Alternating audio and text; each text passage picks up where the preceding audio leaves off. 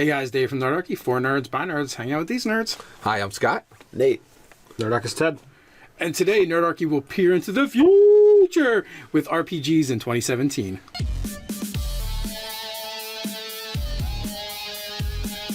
Hey guys, jump down to the description below where you can sign up for Nerdarchy, the newsletter.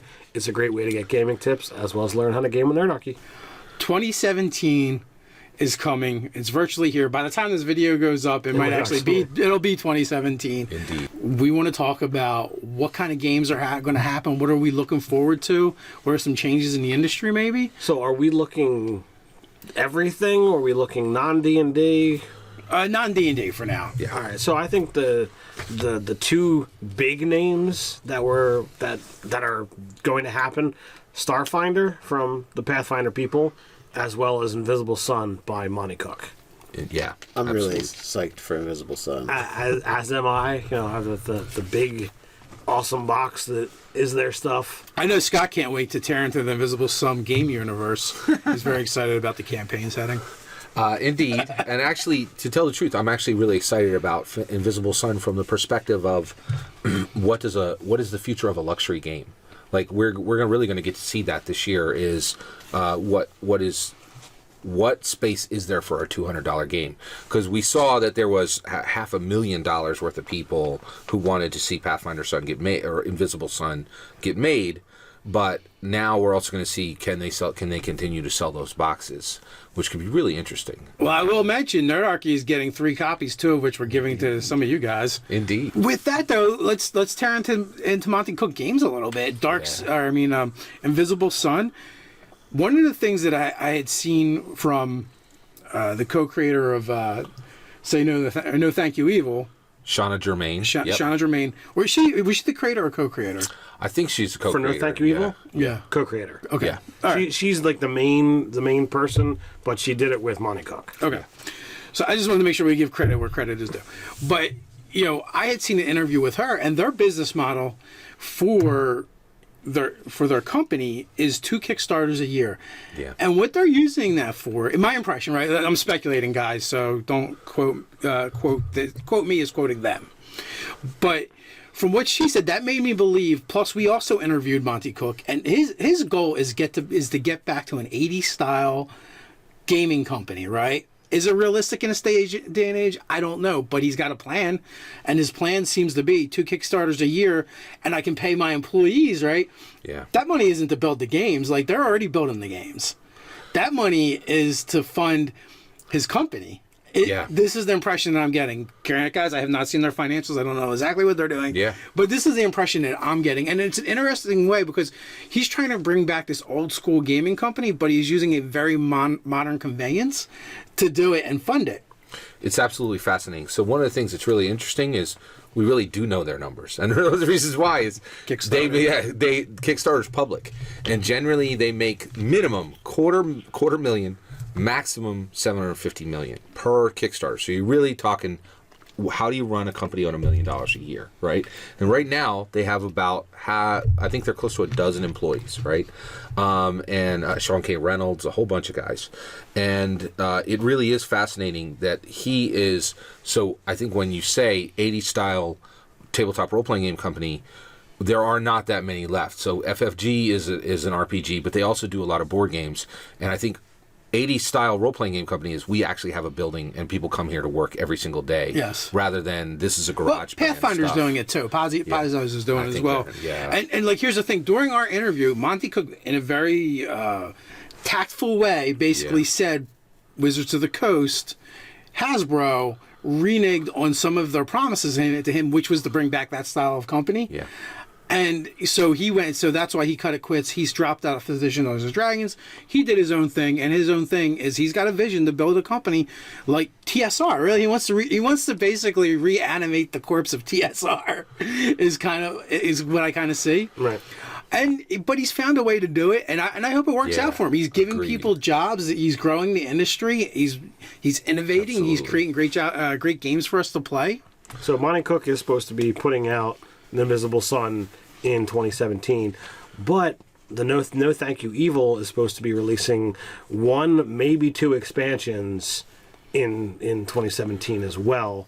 And like I completely missed out on that whole thread of Kickstarters, but I believe the first expansion is supposed to hit in March. Yeah.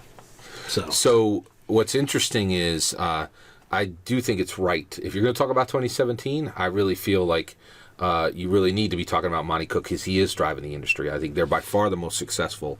And not only are we talking about the two great games you guys already talked about, but they are sitting on top of a really strong foundation of Numenera and Cypher. Well, so those two games are going to continue to get new content. Numenera is the building blocks of the Cypher system. Right. Cypher system is the major thing, and I've only delved tiny bit into No Thank You Evil, but even that is built on that same engine. Also, the Worlds of Cypher, that'll be coming out, I believe, in 2017 as well. You're right. Because I had actually backed that Kickstarter, so that's another thing. So Monte Cook Games is going to be kicking ass in 2017 with tons of product, and people love it. They're getting backing. Another big Kickstarter that went over, so that I hear there's more stuff coming for 7th Sea. 7th Sea. It looked like 7th Sea Second Edition is out, right? So one, it is available now, which blew me away. I was surprised that they were able to get there that quickly. Well, when you have $1 trillion, it makes things go quicker. yeah, exactly. Well, they literally had 1 million. It was the first time that any TPRG had ever cracked 1 million on Kickstarter. I think it's an anomaly. I hate to say it. It's a black swan. I think 7th Sea was a marginally followed game when it was out, and it really was a spike. So to me, I'm very excited to see what John Wicks does with it going forward, but I'm not sure that that's going to do that. It's going to impact at an industry level. I think it's going to be really nice for that small community, but and even now it's out, I really don't see a lot of people talking about it yet. It looks like 2017 is going to be really big for science fiction too. Yeah, I saw that Alternity is in playtesting in 2017. Yep. I don't know that they'll get a release or a Kickstarter in 2017, and that's by Sasquatch Games. And Morpheus is putting out a Star Trek game in 2017. I don't know much about it. I did see a D20 in one of the pictures of the miniatures in D20s. So. And they're going to have to be competing with Starfinder from Paizo, and that's going to be fairly massive, and that's pushing, I think, the people who are used to the fantasy games saying, look, you're already used to the rule set. You probably like sci-fi movies. Yeah. Why not try this? Yeah. Agreed. Well, Star Trek's going to have its own, following into playing table. If you don't really like Star Trek enough, I think. If you're saying, it's not a big deal.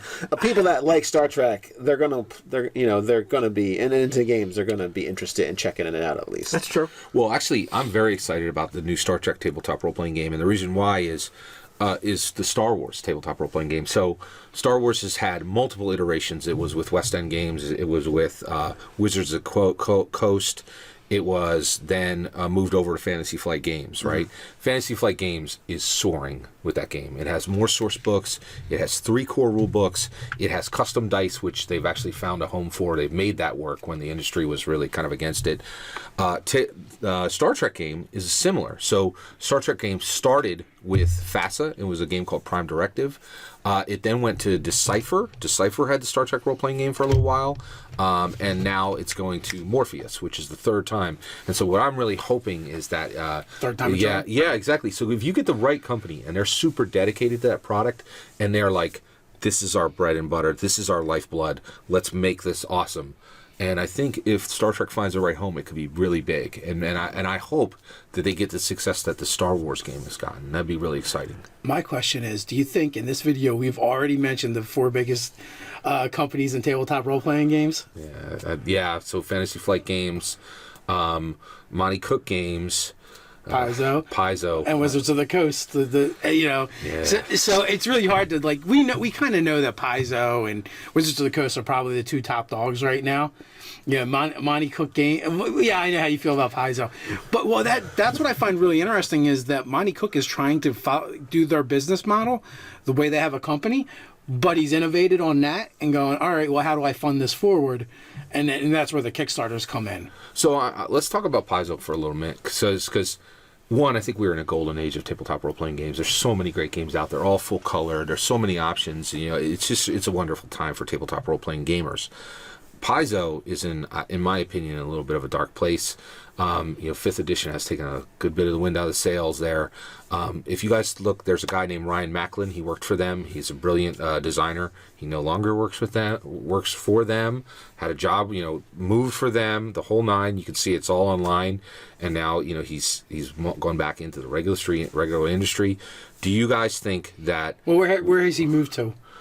So he now has a regular job, he actually, so Ryan Macklin, he does like really indie games, really awesome stuff like katanas and trench coats, which is like a Highlander skin. He did his own one called Mythender, and then his name is in no less than 25 tabletop role games. So you're saying he went to Paizo or came right? From? He went from a regular 9 to 5 job, and the reason I know this is he talks about it on his blog. So I saw the full sweep. Right? Hey, I got a regular job just like you schmucks. Oh, hey, now I'm pimped out tabletop role playing game designer at Paizo, and then whoa, now I'm not. I'm a scrub just like you guys working a 9 to 5. Right? So. That is interesting, and it is a precursor, and I think it's part of what's happening there. And the fact that their big, exciting game is a skin of Pathfinder, which I think is struggling because of D&D 5. So I guess what I would say is, what do you guys think is going to be the trajectory of Paizo in 2017? Up or? I don't know. I am intrigued. Yeah. I think they're going to get a boost from Starfinder, and then people are going to decide how much they like that game or not.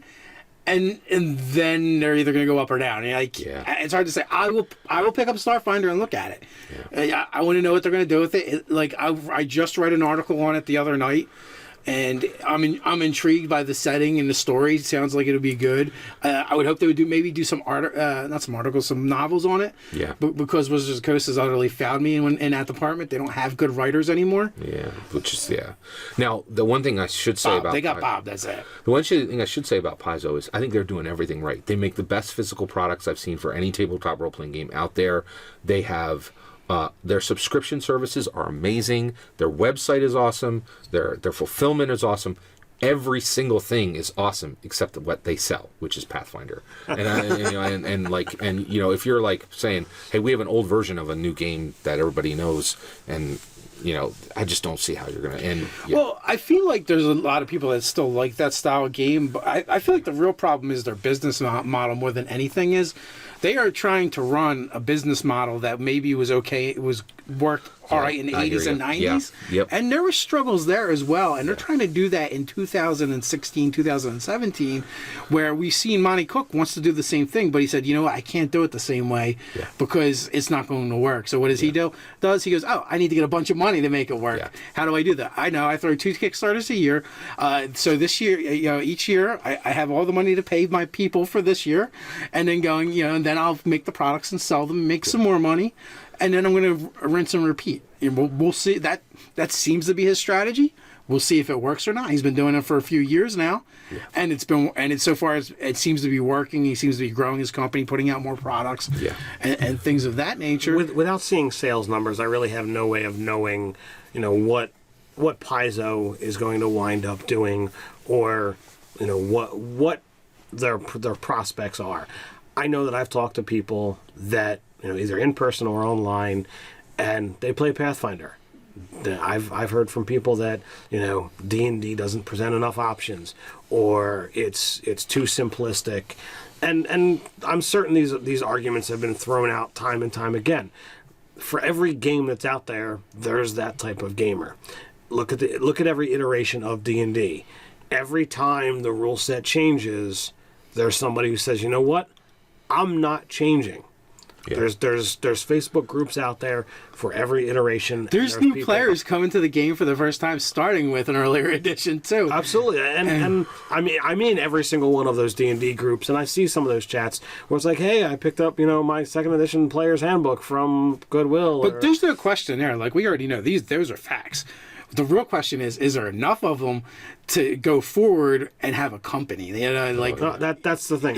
In this day and age. I'm certain that Paizo looks at the sales of, okay, there's this supplement and this rule book. What are the sales numbers? How are they trending? Are they trending up? Are they trending across? Are they trending down? If they're not trending across or up, then they're they're going in the way of you're looking at. I think there's still enough people out there still buying books that I don't think Pathfinder's in trouble yet. But who knows what the next 2 years is going to look like? Well, that's exactly it. We already saw that they said, "Well, what are we going to do next?" And he said, "Starfinder," right? Like that's apparently that's going to be their answer. So and we'll see what they would do with that. And I know a lot of third-party guys are really excited about having. And they have, to your point, they have some very dedicated third-party producers. In fact, probably more than anybody in the market. Like their relationship with their third-party publishers is better than any other company, I think. I did want to, so if we're talking about 2017, we've talked about some of the big heavy hitters. I think there's somebody else who belongs in that group, and that's Fred Hicks and Evil Hat Games with Fate. Yes. So Fate had a really big success, in my opinion, last year with, it's a sleeper, I will say. It's not I don't think it's a huge seller, but I actually think it's an important game, which was Bubble Gumshoe. So Gumshoe has been out for a long time. It's done by an absolute design genius by the name of Robin Laws. And Bubble Gumshoe was a brilliant female game designer. Emily Care Boss came in, and she wrote this game called Bubble Gumshoe, which is, it's this big. It's like $25. It's hardback, freestanding, so you buy this book, you have everything you need to play, and it is mystery solving teens, which at first I thought Scooby-Doo, but it's actually the Hardy Boys, Nancy Drew, and the big one, Veronica Mars. If that's another one, like Veronica Mars is a template of what this game is, and it's brilliant. It's a really, really good game. So Fred Hicks still has the Dresden tabletop role-playing game. It has the entire Fate line. I think Fate is very healthy. There's a lot of people creating some really cool things in Fate. Red Planet just came out for Fate. And so I think Fate is in the mix as well, and I think they're going to continue to grow and be healthy for 2017. Yeah, that's actually one of the reasons why I'm not sure where Monte Cook Games falls. Yeah. Is because like that's number 5, right? So that's like the top 5, and some of them might shift. Yeah. And I think Monte Cook is where he is because of his business sense. So I think Fred Hicks and Evil Hat Games is brilliant on the creative side. And I think they're moving into that really solid business state where, like, you're right. Monte Cook has figured out how to get $500,000 every 6 months. That is almost unprecedented in the tabletop role playing game industry. Minimum. And then then there's all these other streams as well. But yeah, when you're talking business, cash flow is king. Yeah. There's another one out there that I want to talk about real quick, and that's the Apocalypse World rule set. It's even deeper sleeper than the Fate system. But if you look on RPG Now, there are a lot of people building unique standalone worlds. Masks is there's a few of them that are being built on the Apocalypse World rule system, and that one's another one where I think if you get the right people, that could really grow in 2017 as well. The Apocalypse Games built on the Apocalypse World rules engine. And that's like Dungeon World, right? Yeah, it is a Dungeon World, exactly. And so Apocalypse World was this really super violent, very adult tabletop role-playing game with the most innovative rule system that anybody had seen in a long time. I think his name was John, it might have been John Harper. No, it was a different guy. Brought it over and brought Dungeon World. Dungeon World really hit pretty well, and a lot of people have played that. And then there have been additional games built on top of the Apocalypse World system. And I mention it because I think it's a sleeper. There's this really strong current, and I think it could spike in 2017. So one of my questions for you, Scott, is because you're really big on this. Like you feel like when a game comes out now, it should be standalone. There should be no splat books, no expansions. Yeah. Now, one of your favorite games is like Expansion King. Which one? Star Wars. That thing is a beast. Yeah, absolutely. That thing is an army of books. It is an army of books, and you're absolutely right. So there are 2 players. Like, I play that game, and also my buddy Mike Ravinsky plays that game. And I have bought the 3 core rule books, and not a single one other that. I've also given them, I'm not kidding, $100 in dice money. I own literally, it would cover this table, the number of dice I own for that game. I love all of it. Me and Ted own a few games. Well, so to that point, where do you think 2017 is going to go with expansion, splat books, and standalone games? Splat books, source books are dead. I really, I think people are going to figure out what I figured out. Here's source books are terrible. Every source book makes every role-playing game worse. Here's why.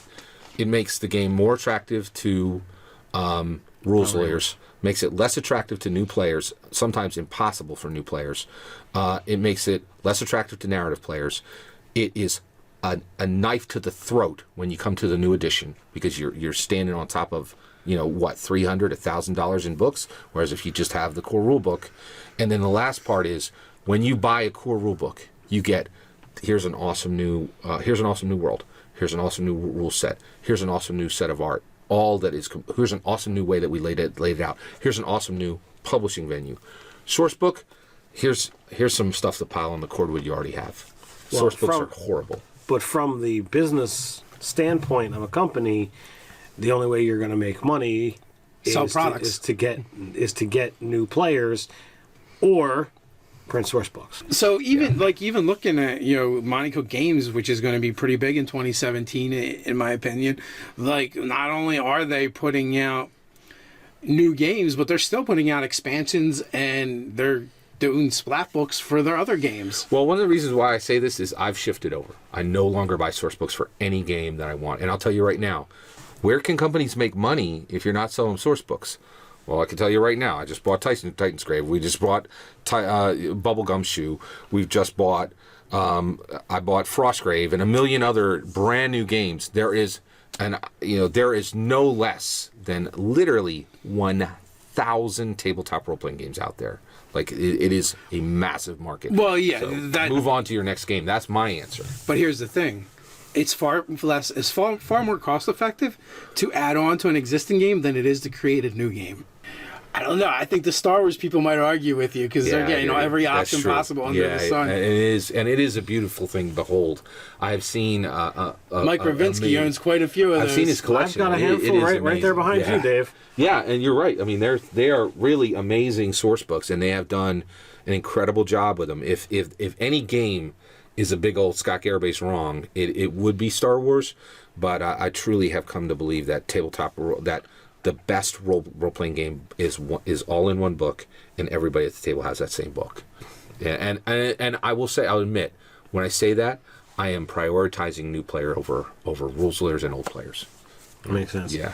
So, what do you guys out there think about 2017? What are you hoping for? What are you speculating on? What did we get right? What did we get wrong? You know where to put that right down in the comments. While you're at it, don't forget to like, share, and subscribe. Hey guys, I know we only scratched the surface here. Whatever you're thinking, you can tweet it at us over on Twitter. Also, think about nerdarchy.com. There's a lot of great written content there. I'm a staff writer, and Ty and Nigel and Sarah and a whole bunch of other great writers are there. Check out that content as well. You can also check out the swag while you're there at the store. So until next time, stay nerdy.